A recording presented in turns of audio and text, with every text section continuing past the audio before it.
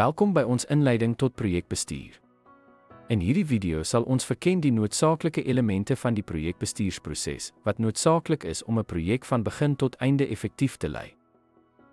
Die eerste stap in projekbestuur is initieer. Dit behels die doel, omvang en die definisie van die projekdoelwitte.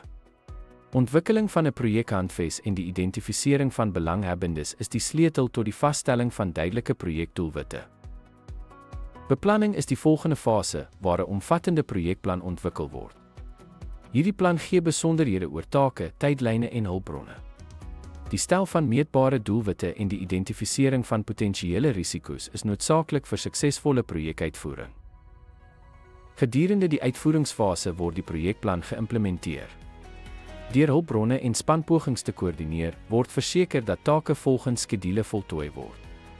Dit is noodsaaklik om kommunikasie met belanghebbendes te handhaaf, om vordering te monitor en nodige aanpassings te maak. Monitering en beheer behels die dophou van projekprestasie teenoor die plan. Dit is van kardinale belang om probleme en afwykings vinnig aan te spreek.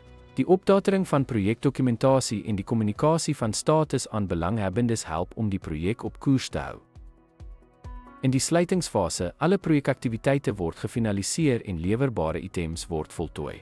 Dit is belangrik vir toekomstige projekte om 'n projekoorsig uit te voer om prestasie te evalueer en lesse wat geleer is, te dokumenteer. Ten slotte, die toepassing van hierdie elemente verseker 'n gestruktureerde benadering tot die bereiking van projekdoelwitte. Behoorlike uitvoering van elke element is noodsaaklik vir die bestuur van tyd, koste en omvang, wat lei tot suksesvolle projekvoltooiing. Dankie vir die kyk.